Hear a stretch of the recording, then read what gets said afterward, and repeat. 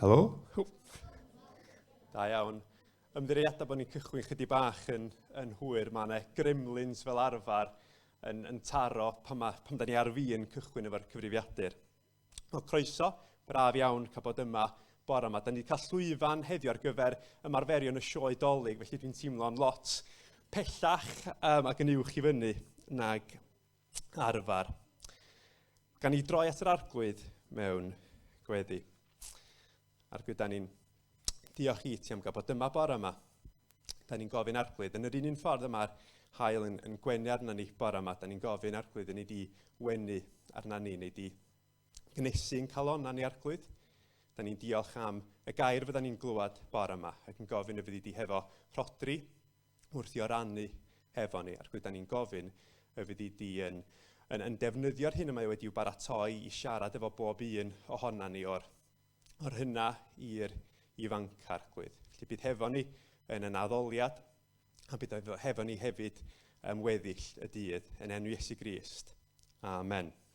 Wel, dwi wedi sôn amdan rhodri'n barod, ac yn falch iawn o ddeud bod rhodri Glyn o Lansannan yn pregethu hefo ni bore yma. Mae'n hyfryd hefyd gweld y teulu wedi dod hefyd. O ran cyhoeddiadau wythnos yma, fel dwi wedi cyfeirio ato fo, byddwn ni'n cael cinio hefo'n gilydd ar ôl y gwasanaeth i fyny yn Rhiwlas. Ac wedyn, dim cwrdd dros Zoom am 5 o gloch heno yma.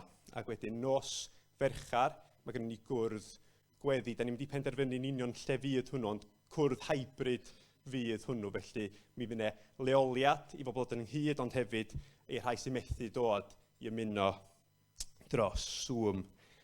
Nos Wener, dim cyfarfodydd plant ag ieuenctid, ond ar y nos Sadwrn, quiz tir ffynd. A dwi'n cofio'n lle ma hwnnw, di'n Rhiwlas hefyd. So, felly, yn neuad Rhiwlas, rwy'n cofio faint o gloch? 5:30 yn neuad Rhiwlas, quiz tir ffynd. Fy'n fwy o wybodaeth, dwi'n siŵr yn dod dros e-bost ynglyn â hwnnw. Mae di bod, dwi wedi fethu fo. Reit, felly edrychwch ar eich e-byst am y wybodaeth, dwi'n siŵr, yn fanno. Ac wedyn, wythnos i nos ferchar Tachwedd, yr 30 ar 20, mae yna gwrdd aelodau ac bydd bapura yn dod i chi wythnos yma ar gyfer hwnnw. Felly, beth am ni gychwyn y naddoliad drwy gannu yr emyn gyntaf, arglwydd tyrd a llefara di.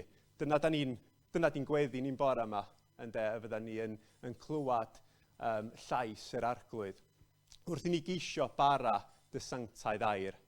Planar gwir yn ein calonna'n ddwfn, trawsnewidia ni ar dy ddelw, fel bod golau Crist yn llewyrchu'n glir yn ein cariad ni mewn gweithredoedd ffydd.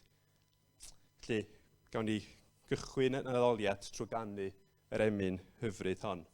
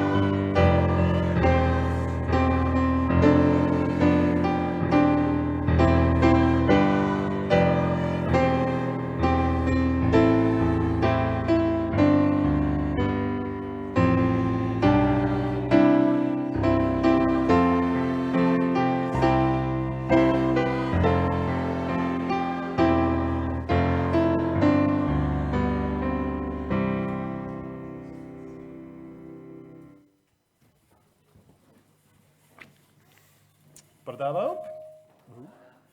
Hefyd cael bod yma hefo chi, neis i'ch gweld chi gyd. Wel, sbiwch handi, mae yna fynciau i'r plant gael dod i ista yn y blaen yn barod. Bych chi eisiau dod i'r blaen i fi gael gair bych efo chi?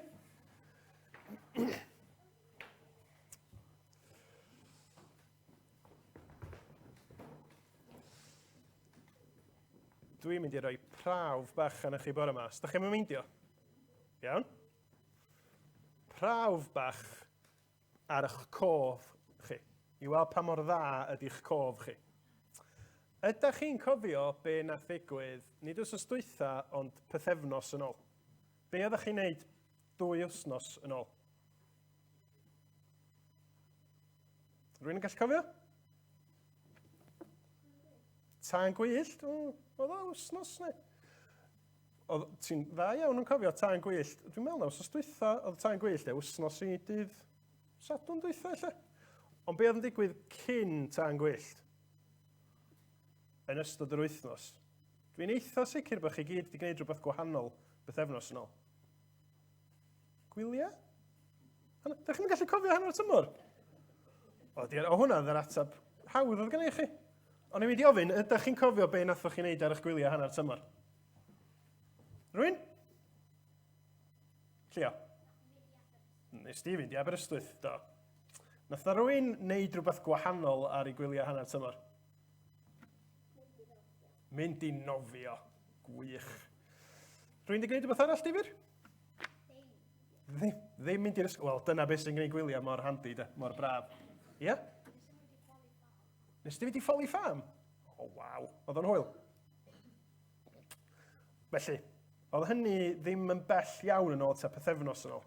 Hwn di'r cwestiwn anodd o'n. Ydych chi'n gallu cofio cyn amser Covid yn ôl i cychwyn 2020? Ti'n gallu cofio? Ti'n gallu cofio sut? Dach chi'n gallu cofio sut oedd bywyd cyn hynny? Lot gwell. Iawn. Felly, hwnna chydig bach yn anoddach. Faint ohonoch chi, siŵr, faint ohonoch chi sydd ddigon hen, flwyddyn yma, mae Cymru wedi cyrraedd cwpan y byd, tîm pêl-droed. Faint ohonoch chi sydd ddigon hen ac yn gallu cofio ddigon da i gofio Cymru yn yr Euros 2016. Yndych? Os na rwy'n yn cofio pa mor bell nath nhw fynd yn yr Euros? Semis da iawn. A colli i? Ronaldo. Portugal. Da iawn. Gwych. Reit. Dwi'n mynd i ddangos llun i chi wan. Da chi di profi bod gennych chi go eitha da. Dwi'n mynd i ddangos llun i chi ar y sgrin. Dwi eisiau chi ddeud wrtho fi be ydych chi'n meddwl o'r peth y byddwch chi'n ei weld, iawn? Oce. Dyn eira. Be ydych chi'n meddwl o'r dyn eira yna?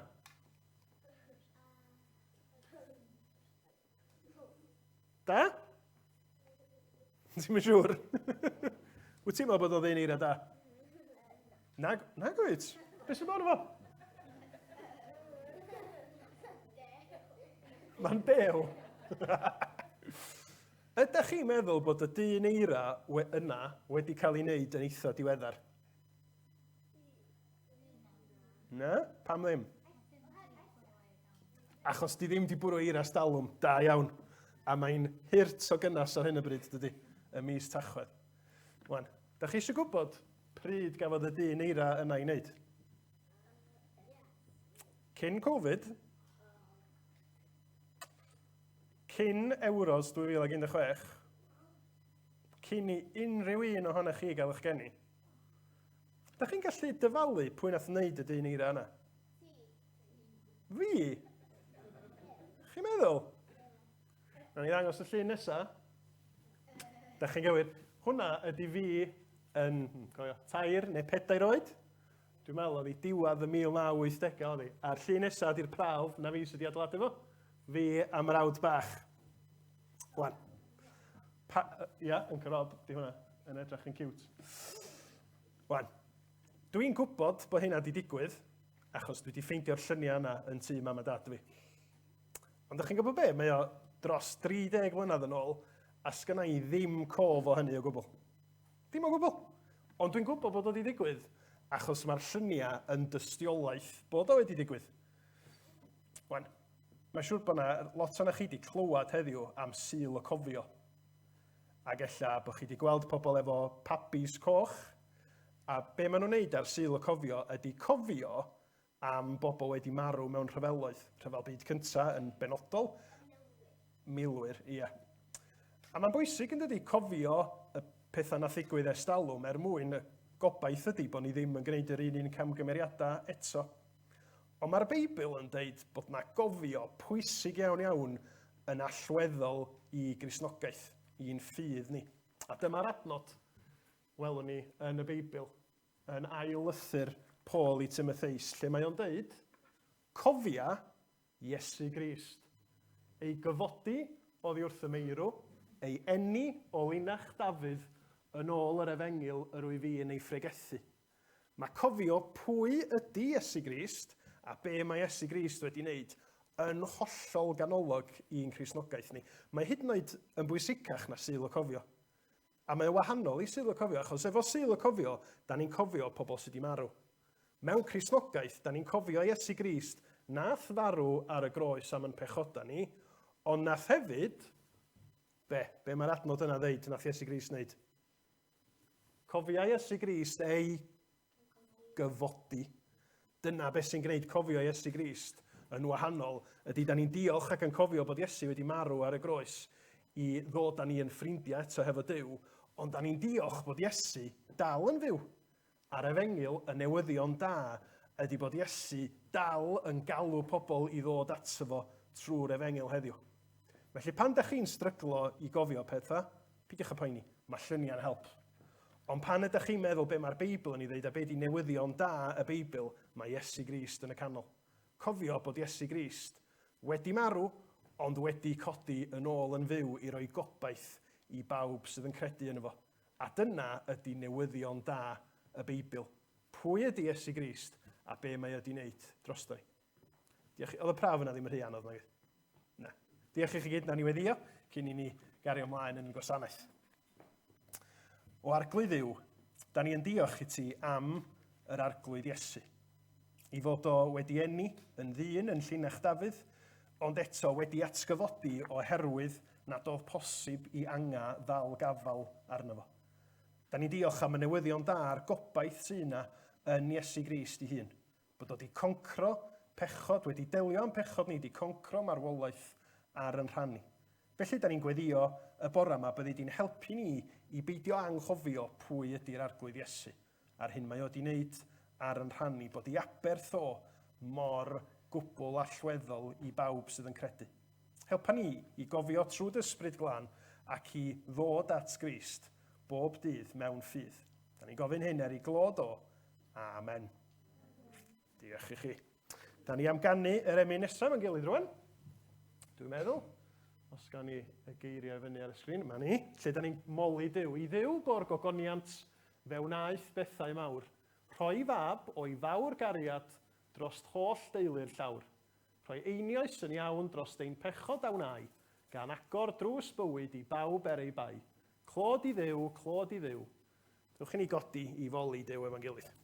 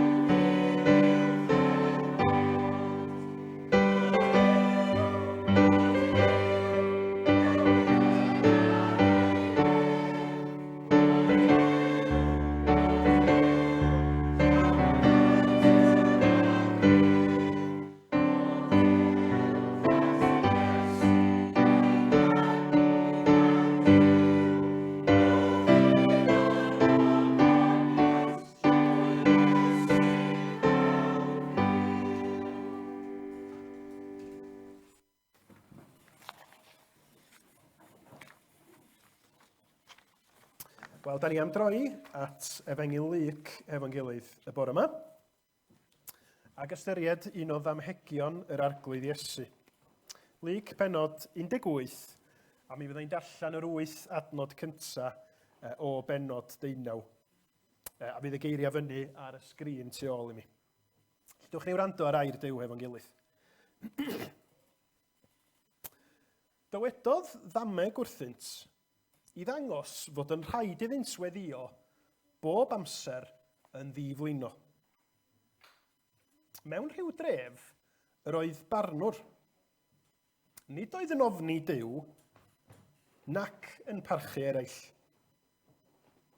Yn y dref honno, yr oedd hefyd wraig weddw, a fyddai'n mynd ger ei fron ac yn dweud, rhoi ni ddedfryd gyfiawn yn erbyn fy ngwrthwynebwr. Am hir amser, daliodd i'w gwrthod, ond yn y diwedd, meddai wrtho'i hun. Nad wyf yn ofni Duw, nac yn parchu eraill, eto, am fod y wraig weddw yma yn fy mhoeni o hyd, fe rodda fydd i'r ddedfryd, rhag iddi ddal i ddod am plagio i farwolaeth. Ac meddai'r arglwydd, clywch eiriau'r barnwr anghyfiawn.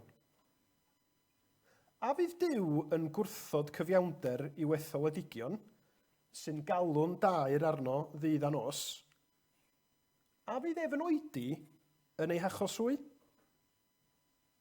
Rwy'n dweud wrthych, yr hyd ef gyfiawnder iddynt yn ebrwydd. Ond eto, pan ddaw mab y dyn, a gaiff ef ffydd ar y ddeiar. Amen.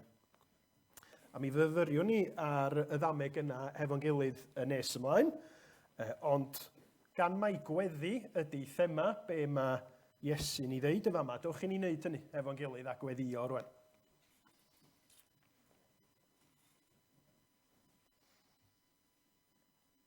Ein tad yn y nefoedd. Da ni yn rhyfeddu y bore yma eto fydd am dy ddaioni di ben draw di ato ni yn Iesu Grist. Da ni'n diolch am dair di. Dair di sydd yn gyson yn hatgoffa ni pwy wyt ti, y Duw sydd yn dad, yn fab, yn ysbryd glân. Y Duw sydd wedi creu yr holl greadigaeth a'r un sydd yn dy ras wedi dod i mewn i'r greadigaeth honno yn dy fab Iesu Grist.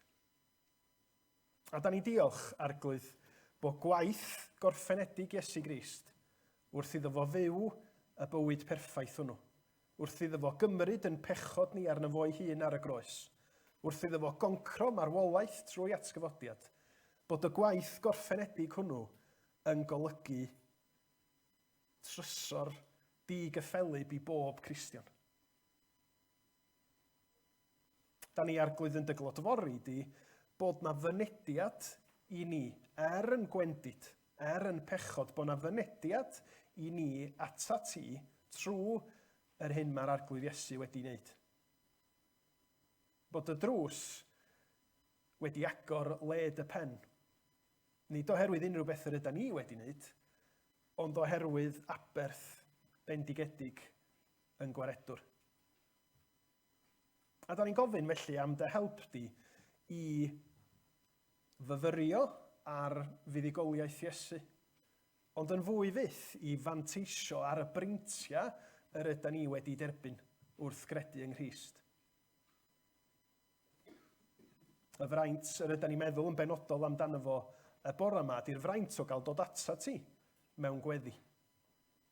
Cael cyflwyno pob peth sydd yn pwyso na ni, yn gofidia, yn dyheada, yn deisyfiada dyfna, cael eu cyflwyno nhw o dy flaen di. A gwybod dy fod ti yn annog ni i wneud hynny yn dair. Maddau ni felly o Dduw bod ni'n gallu peidio gweddio mor aml. Bod yn calonna ni'n gallu bod yn gyndyn iawn i droi ata ti'n gyson i fod yn weddiwyr tair a diflino. A da ni'n gofyn am help dysbryd glân di, i weld yn gliriach sut fath o Dduw wyt ti.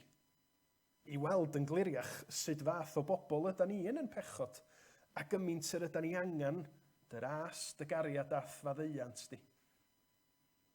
Helpa ni felly o arglwydd Dduw i weld yn gliriach. Helpa ni i brofi dy gariad di mewn ffordd sydd trwy'r ysbryd yn traws newid ni i garu'n gilydd ac i garu'r bobl yr wyt ti wedi'n galw ni i fyw yn eu plith nhw.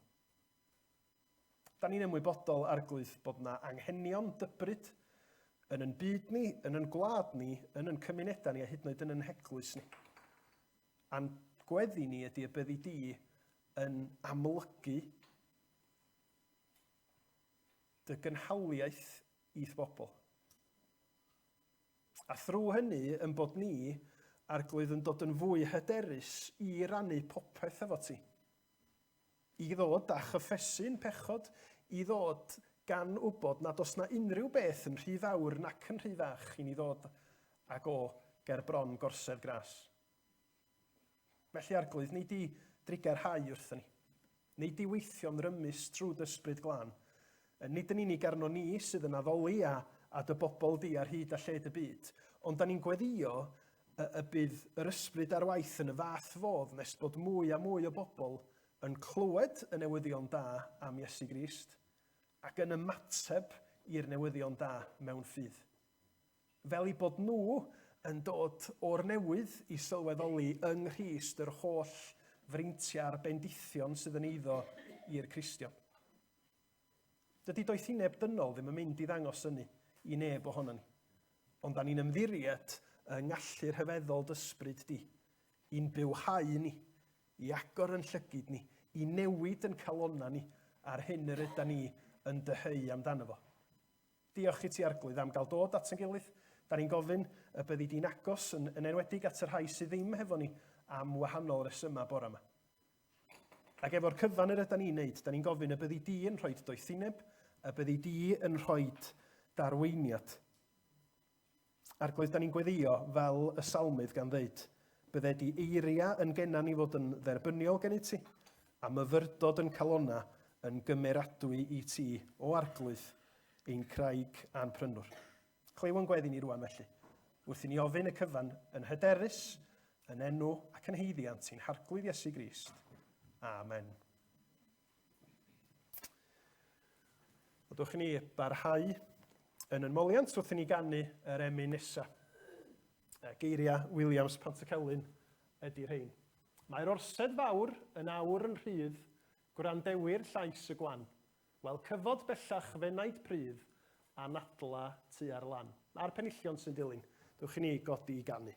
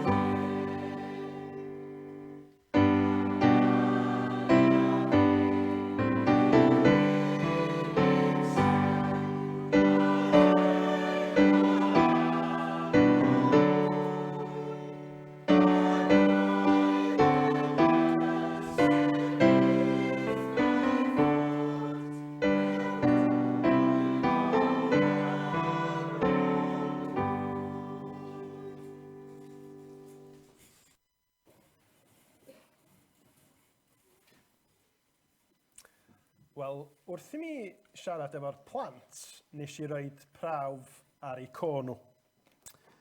A rwan, dwi'n mynd i roi prawf ar eich coch chi i gyd fel cynulleidfa hefyd. Ond mae o'n un clen.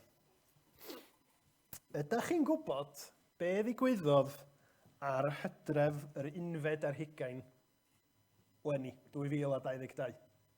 Hydref 21.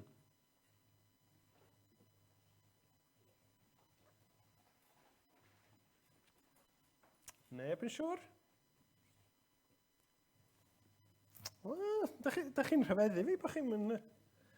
Hydref 21, 2022, am 2 o'r gloch, a bod yn fanwl gywir, nathon nhw gau pont Borth. A da chi gyd, siŵr o fod wedi cael eich effeithio mewn rhyw ffordd neu gilydd. Dwi'n gwybod, achos ar yr amser yna ges i alwad ffôn gan Gweno. Yn deud, gwrando ar Rhaid Cymru, ni di byth gesio beth sydd wedi digwydd.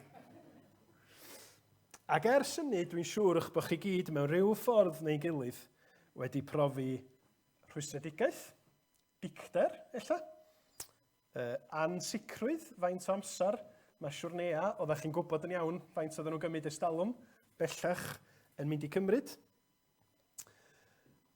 Achos mae yna rwystyr amlwg wedi cael ei roi, yn does? Rwystyr amlwg wedi cael ei roi ar eich ffordd arferol chi o fyw, ym Mangor ac ar Ynys Môn. A dwi'n dychmygu bod hynny wedi golygu bod chi'n gorfod newid dipyn ar eich cynlluniau wrth fynd o fan i fan, neu wrth gael eich gorfodi fod yn sownd mewn traffig fel agroddi ar y pnawn di Gwener yna.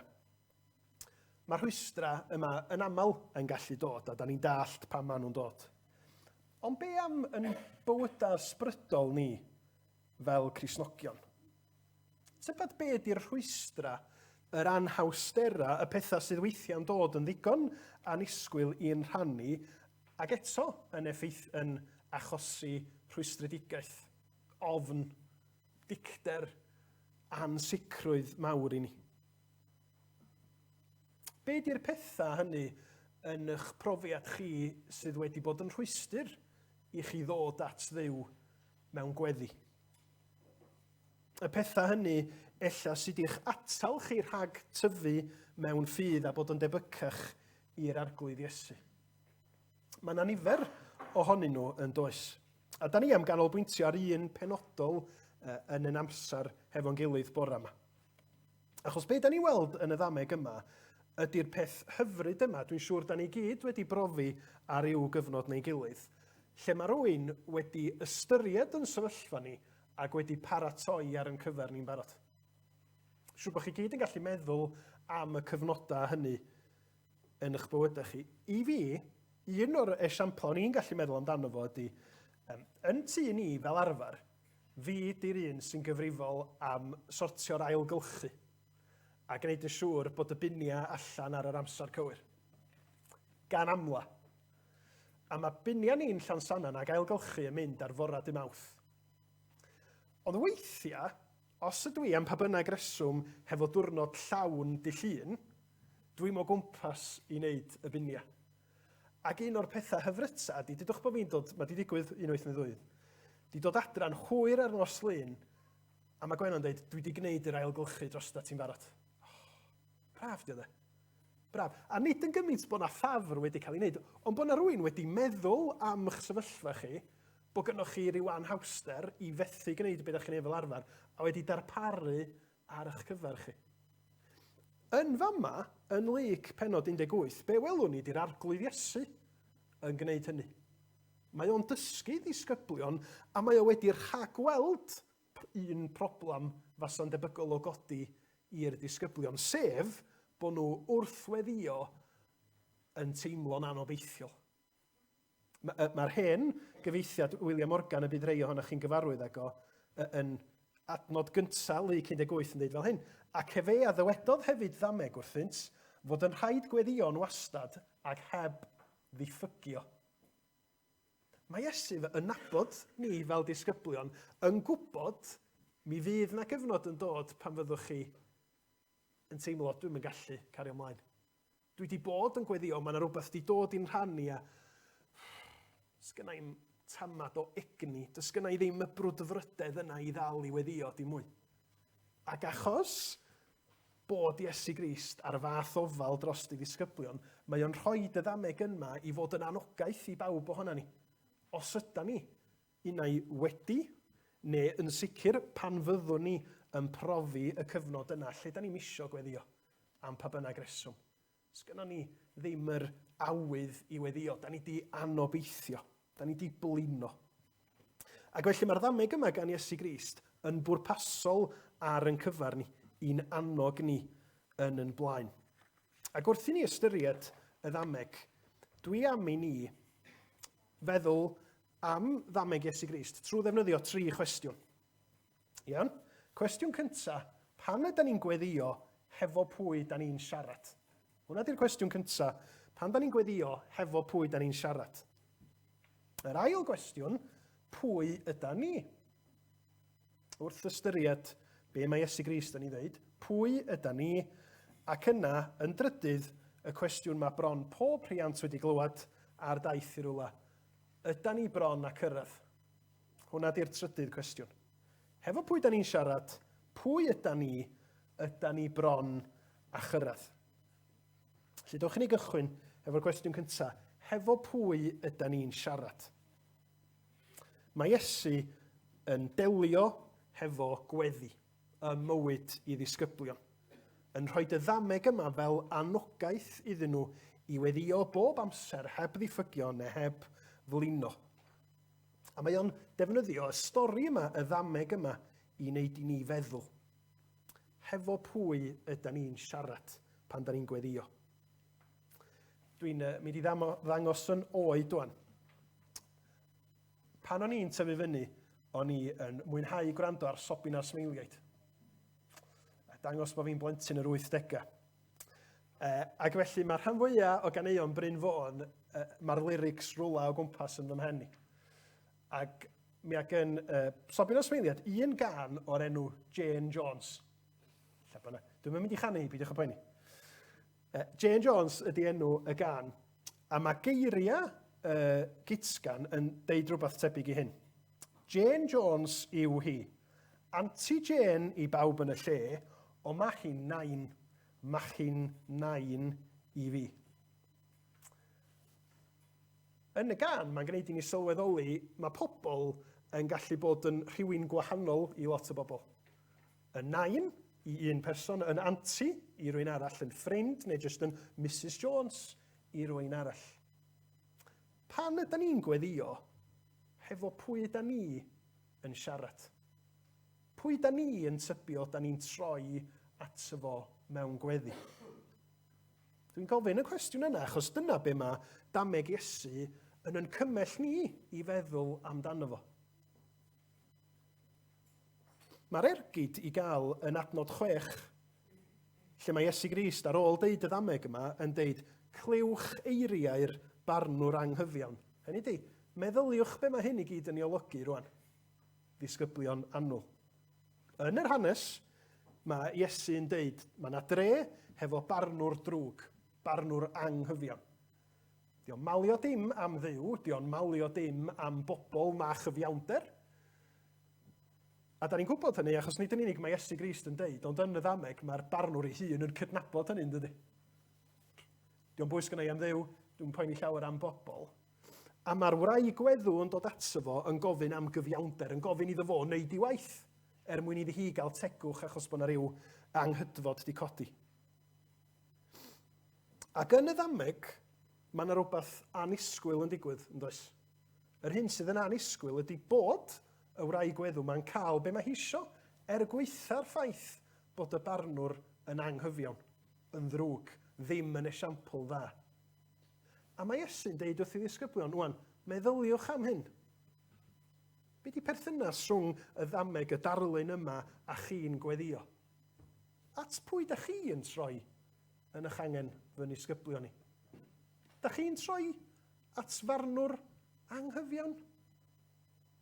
Na, dim o gwbl. Pan ydych chi'n gweddio, da chi'n siarad efo nid barnwr anghyfiawn. Da chi'n siarad, os da chi wedi dod i gredu yn Iesu Grist, da chi'n dod i siarad efo'ch tad nefol. Tad cariadus a llawn gofal ydy Duw fel ac yma Iesu Grist yn ei gyflwyno fo i'w ddisgyblion, ynddo? Meddyliwch am hynny. Pan ydyn ni'n gweddio, mae'r person ydyn ni'n siarad efo fo o'n plaid ni, os ydyn ni wedi credu yn Iesu Grist. Nid yn gwrthwynebu ni. A mae dysgeidiaeth Iesu Grist trwy y Testament Newydd yn cadarnhau hynny. Yn hytrach na bod ni, os da ni wedi credu yn Grist, yn hytrach na bod ni'n elynion neu'n ddieithriaid i Dduw trwy ffydd yng Nghrist, mae pwy ydy Duw i ni wedyn yn wahanol yn dydy. Mae Duw yn dad trwy Iesu Grist. Mae o'n dad cariadus sydd â'i fryd ar i ni ddod i'w adnabod o'n well a mwynhau i gariad o a'i ddarpariaeth o i ni. Be mae Iesu'n ei wneud yn glyfar iawn y fama ydy defnyddio techneg mae o'n ei wneud fwy nag unwaith wrth ddysgu ddisgyblion. Dangos rhywbeth i'w ddisgyblion a dweud, da chi wedi gweld rhywbeth fel yma, meddyliwch gymaint yn fwy gwir ydy hyn am yr arglwydd Dduw. Yn y bregaeth ar y mynydd, yn dydy, mae Iesu'n dweud, sbiwch ar y bloda. Sbiwch ar ydyn nhw. Mae o yn Mathew 6:26 yn dweud, sbiwch ar yr adar. Edrychwch ar adar yr awyr. Nid ydynt yn hau, nac yn medi, nac yn casglu ysguboriau, ac eto y mae eich tad nefol yn ei bwydo. Ond nid ydych chwi yn llawer mwy gwerthfawr na hwy. Pan da ni'n gweddio, da ni'n mynd at rwy'n llawer gwell na barnwr anghyfiawn. Da ni'n mynd at yn tad nefol. A pan oedd Iesu yn dysgu ddisgyblion sut yma gweddio, mi ddudodd o, dydwch fel hyn ein tad, yr hwn wyt yn efoedd. Pan fyddwn ni yn diffygio, yn anobeithio, pan mae profiadau anodd bywyd yn dod ato ni, yn hawdd iawn, da ni'n cychwyn simsanu. Ydy Duw yn dad i fi? Ydy Duw yn yngharu fi? Ydy o'n gofalu amdana fi yn y sefyllfa yma? Meddyliwch eto, wel hefo pwy ydw i'n siarad? Hefo'n had. A meddyliwch sut mae'r tad trwy Iesu Grist wedi dangos i chi pwy ydy o bod o o'ch plaid chi, bod o'n eich caru chi, bod o am i chi dyfu i'w fwynhau o yn fwy ac yn fwy. Un esboniwr Beiblaidd yn gosod pethau fel hyn. Mae rhaid i ni gofio bod Duw trwy Iesu Grist yn llawer mwy parod i wrando'n gweddia ni na gyda ni i'w gweddio nhw. Y fath anogaeth. Pan ydyn ni yn y frwydr yna'n stryglo, yn anobeithio, yn diffygio, hefo pwy da ni'n siarad, hefo'r Duw sydd trwy'r arglwydd Iesu yn dad i ni. Cwestiwn cyntaf, hefo pwy da ni'n siarad. Yr ail gwestiwn, pwy yda ni? Mae gennym ni'r ddameg hefo y barnwr anghyfiawn a'r wraig weddw. A dwi eisiau chi ddychmygu bod chi yn un o'r disgyblion wrandawodd ar Iesu'n deud y ddameg yma tro cyntaf. Bod chi yn byw yn y ganrif gyntaf yn Israel. Be ydych chi'n disgwyl sy'n mynd i ddigwydd yn y stori? Ond da ni'n gwybod beth ydy diwedd y ddameg yn dydan. Ond dychmygwch bod chi yna am y tro cyntaf. Barnwr drwg anghyfiawn, gwraig weddw, ydy'r stori yma'n mynd i droi allan yn dda? Da chi'n mynd dychmygu hynny, ydych? Achos mae Iesu wedi dewis cymeriadau sy'n eithafol yn ei cymdeithas nhw. Barnwr anghyfiawn o'n nhw, gwybod be oedd heini, ond gwraig weddw druan. Yn y cyfnod yma, dim asiantaethau i ofalu am weddwon, dim darpariaeth gan y wladwriaeth i wneud yn siŵr bod nhw'n saff. Nhw oedd rhai o'r bobl mwyaf bregus, mwyaf tebygol i gael cymryd y mantais anyn nhw o bawb. Ac felly mi fysa disgyblion Iesu Grist yn clywed y stori yma'n dweud, o na, druan ohoni. Sgyn hon ddim gobaith.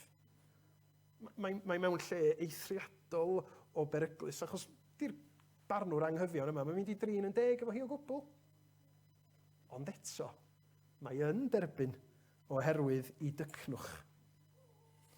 Ond pan ydyn ni yn gwrando ar y ddameg yma, Tybed ydyn ni'n gallu uniaethu hefo'r wraig weddw. Ydyn ni'n deud, wel, da ni'n gallu teimlo fel y wraig weddw hefyd ar brydia. Does gynnon ni'n byd mond trio, gobeithio y bydd pethau'n well. Da ni'n wir yn disgwyl y bydd pethau'n dod i ni, ond da ni dal yn mynd i drio anyway. Achos mewn un ffordd, mi ydyn ni fel y wraig weddw yn dydyn. Mae'r Beibl yn dysgu ni heb bod ni wedi dod i ffydd yn Iesu Grist, wedi ediferhau a troi oddi wrth yn pechod at Grist. Os ydyn ni dal yn pechoda, mi ydyn ni fel y wraig weddw. Yn fregus, yn ddiobaith, ar yn ffordd i ddistryw, a dim byd o'n plaid ni. A mae'r Beibl yn rhybuddio, felly, heb ddod at Iesu Grist na fanno ydyn ni. Ond os ydyn ni wedi troi at Grist mewn ffydd, os ydyn ni wedi cael yn uno ar arglwydd Iesu wrth ymddiried yno fo, yna da ni ddim fel y weddw druan yna. Mae'r Beibl yn deud, os yw rhywun yng Nghrist, y mae'n greadigaeth newydd. Aeth yr hen heibio y mae'r newydd yma. Os ydyn ni wedi dod at Grist mewn ffydd, nid y weddw druan yna ydyn ni, ond plentyn annwyl i Dduw sydd wedi derbyn holl freintia iachawdwriaeth. A da ni'n gweld hynny wrth i Iesu ddeud yn Luc 18:7, a fydd Duw yn gwrthod cyfiawnder i'w etholedigion, sy'n galw'n daer arno ddydd a nos. A fydd ef yn oedi yn ei hachos rwy. Mae'n gwestiwn allweddol, yn dydi? Pan ydyn ni'n meddwl am pwy ydi Duw, y cwestiwn allweddol hefyd ydy pwy ydyn ni? Ydyn ni'n bobl sydd wedi dod at yr arglwydd Iesu mewn ffydd, neu ydyn ni dal yn cadw'n pellter? Mae'r Beibl yn rhybuddio ni, os oes yna bellter yna, os ydyn ni'n falch, os ydyn ni'n dweud, o dwi'n iawn, allai sortio peth allan yn hun, yna ar y ffordd i ddistryw, ydyn ni, mi fyddwn ni yn wynebu barnwr cyfiawn yn y pen draw. Ond y newyddion da ydy bod Duw wedi sefyll yn y bwlch yn Iesu Grist. A deud, sy'n angen i chi fynd i'r pwynt yna, dowch ata i. Dowch ata i, ac wrth i chi ildio i mi mewn ffydd, yna mi gewch chi yr holl freintia yr ydw i am i chi gael. Yn hytrach na bod yn elynion, mi ydyn ni, yn bechaduriaid, yn troi yn blant tragwyddol i Dduw. Ac mae teyrnas Dduw yn etifeddiaeth i ni. Mewn man arall, pan mae'r arglwydd Iesu yn sôn am weddi, yn sôn am Dduw fel tad, sylwch sut mae o'n disgrifio'n Luc 11:13. Mae'n siarad efo pobl ac yn deud am hynny, os ydych chi sy'n ddrwg yn medru rhoi rhoddion da i'ch plant, gymaint mwy yr hydd y tad nefol yr ysbryd glân i rhai sy'n gofyn ganddo. Un o'r roddion penna Duw i ni trwy yn bod ni'n dod i ffydd yn Iesu Grist ydy bod ni'n derbyn yr ysbryd glân sydd yn ynythu ni i frwydro yn erbyn anobaith ac ansicrwydd, sydd yn glanhau ni ac yn adeiladu ni i werthfawrogi y maddeuant mae Crist wedi sicrhau wrth gymryd y gosb yn ein lle ni. I werthfawrogi y fraint ag ydy hi i ddod at Dduw mewn gweddi. Lle bod chi'n gallu cofio cyn i chi ddod i'r bywyd, cyn i chi fod yn Gristion, be oedd gweddi yn ei olygu chi rydych hynny. Lle bod chi'n gwneud o fel arferiad, ond dyna ddim bywyd yn rhan ono fo, jyst geiriad â chi'n neud o. Ar ôl dod i ffydd, ar ôl cael eich geni o'r newydd, mae natur gweddi yn newid yn dydi. Achos da chi'n ymwybodol o beth sydd yn digwydd yna wrth i chweddio a pwy yr ydych chi'n siarad hefo nhw. Da ni'n cael derbyn cyfiawnder Iesu Grist. Da ni'n cael derbyn y mynediad yna at Dduw fel tad Duw y creawdwr. A mae o'n fynediad y mae'r Beibl yn deud, ffwrdd â chi, ewch yn hyderus oherwydd be mae Iesu Grist wedi wneud. Nid ni sydd yn gorfod gwthio drws y nefoedd ar agor. Mae Iesu Grist wedi gwneud yn barod wrth yr hyn nath o ar y groes. Mae yna raglen deledu wedi bod ar y BBC ers talwm rwan, lle mae pobl enwogion yn cael eu gwahodd i hel acha. Ac enw'r rhaglen ydy Who Do You Think You Are? A mae'r teitl yna'n ddadlennol yn dydi. Achos mae o'n gwneud i ni feddwl, mae pwy da ni'n meddwl ydyn ni mewn rhyw ffordd yn dibynnu ar o lle da ni wedi dod. Neu'n benodol i pwy da ni'n perthyn. Os da ni'n perthyn i Iesu Grist mewn ffydd, yna nid y weddw druan yna heb obaith yn y byd yn poeni am y farn sydd i ddod yda ni, ond plant Duw. Plant Duw sydd trwy Iesu Grist yn cael gwrando ar anogaeth fel hon, enghraifft yn Hebraeaid 4. Felly, gadewch i ni nesau mewn hyder a torsedd gras mwyn derbyn trigaredd a chael gras yn gymorth yn ei bryd. Pwy da ni siarad efo fo?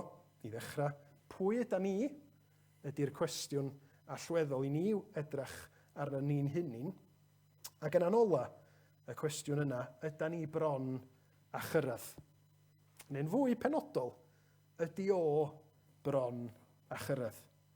Oherwydd mae Iesu'n gorffan yr adran yma, yr ymateb sydd yna ar ôl y ddameg, trwy sôn am ei ail ddyfodiad o'n dydy. Pan ddaw mab y dyn a gaiff ef ffydd ar y ddaear.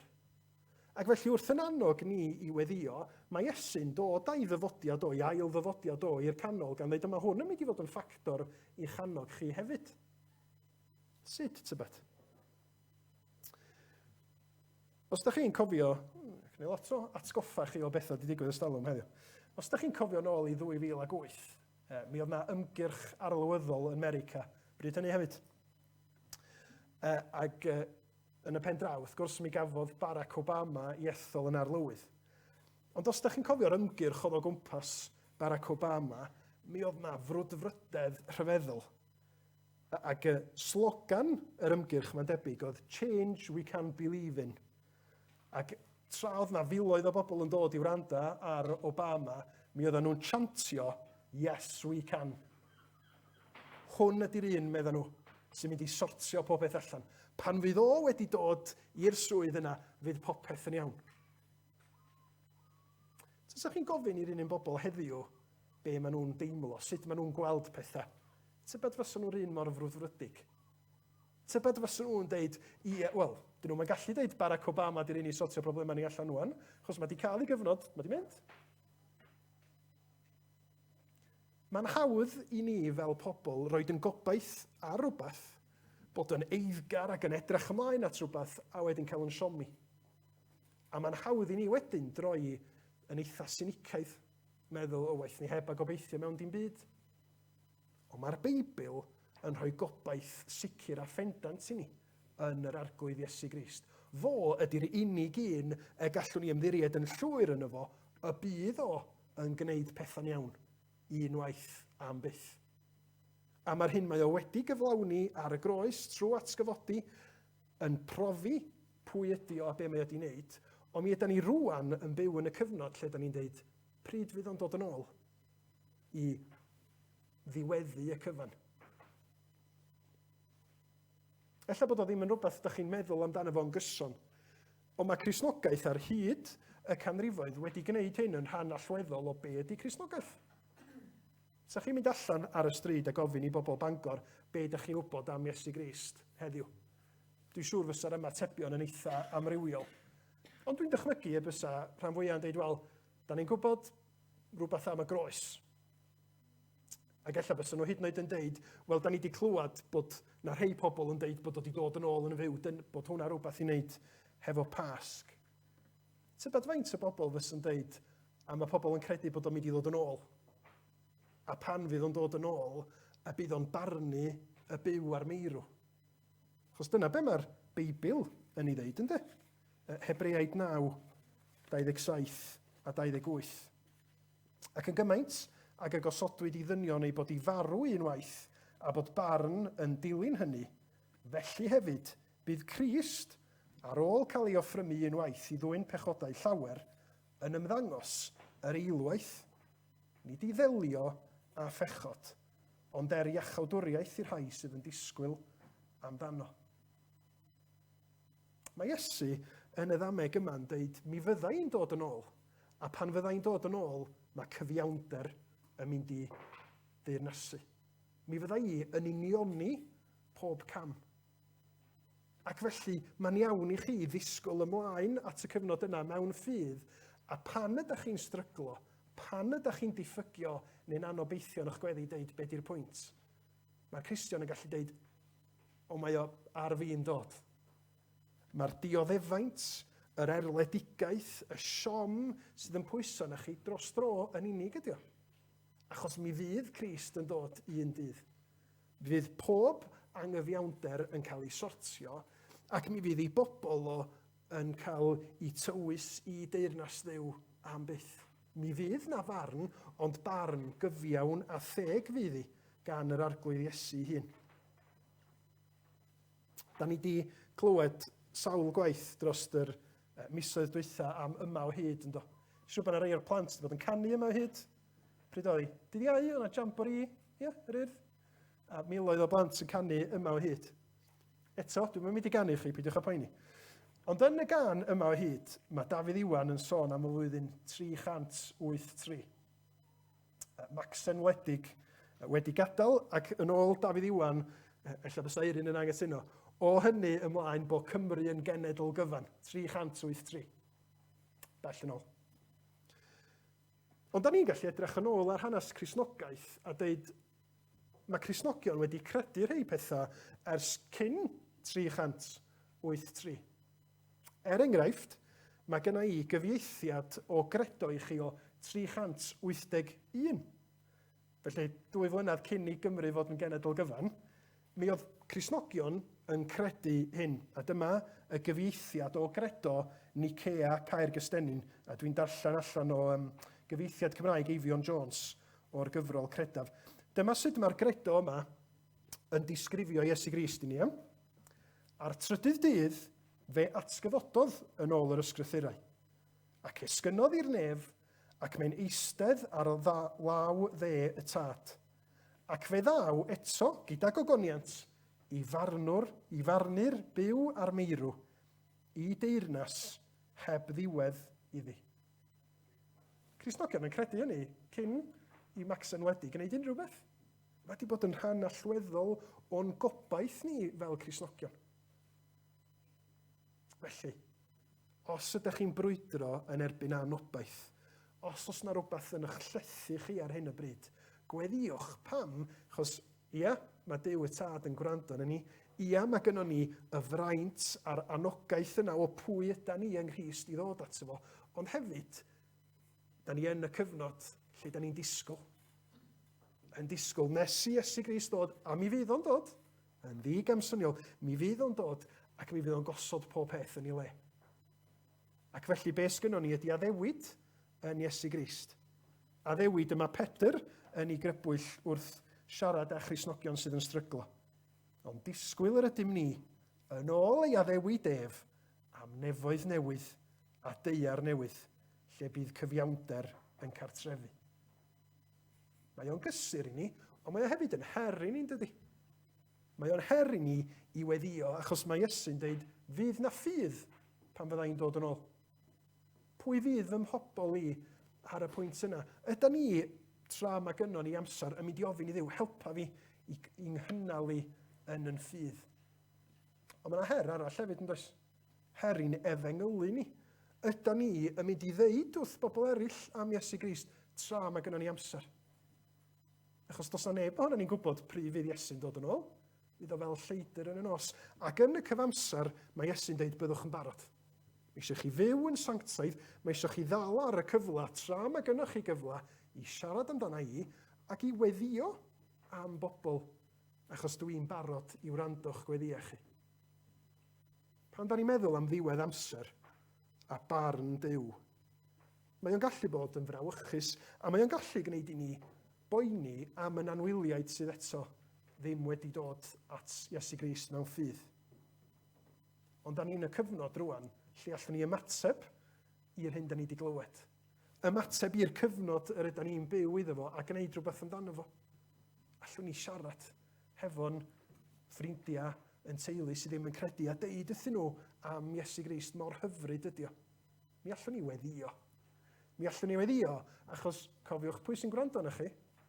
Mi allwn ni weddio achos cofiwch pwy ydych chi yn Iesu Grist a'r fraint sydd gennych chi ddod ar cyfan yn sefyllfaoedd ac yn bobl at orsedd gras. At y Duw yna sydd wedi trigarhau wrthych chi a dos na ddim diwedd i'w drigaredd o bosib tuag at bobl eraill hefyd. Hefo pwy da ni'n siarad? Pwy yda ni? Pryd fydd Iesu yn dod yn ôl? Ydy o wedi cyrraedd eto? Wrth i ni feddwl am y pethau yma, dwi'n gobeithio y bydd dameg Iesu yn anogaeth i ni i weddio yn ddiflino. Ac i wybod y cyfnod yr ydyn ni yn byw ynddo fo. Dwi am orffan yn dyfynnu un o'r hen emynau da ni'n mynd i ganu i ddiweddu y bore yma. Yr emynydd yn deud fel hyn: Dewch, hen ac ifanc, dewch. At Iesu mae'n llawn bryd.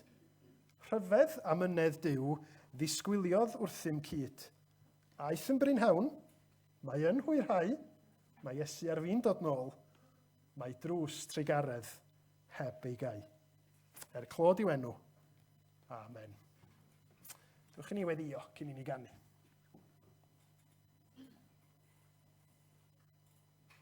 Arglwydd sanctaidd,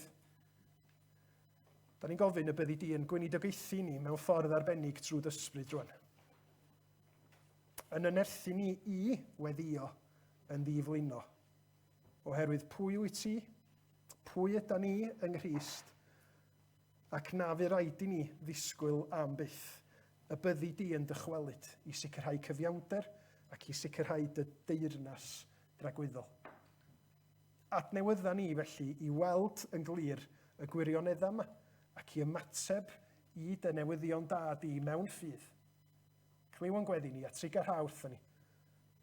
Clod, achos bod ni'n gofyn hyn i gyd, clod i Iesu Grist. Amen. A mi ganwn ni hefo'n gilydd felly, yr emyn nes i ddyfynu. Dewch i ni godi i ganu.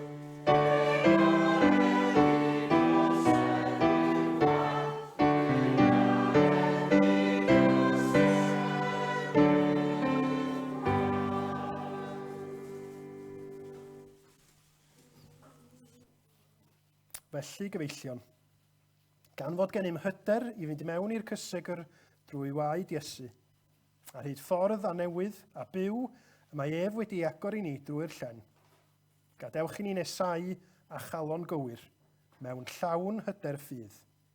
Gadewch i ni ddal yn ddiwiro atgyffes ein gobaith, oherwydd y mae'r hwn a roddodd yr addewid yn ffyddlon. Amen.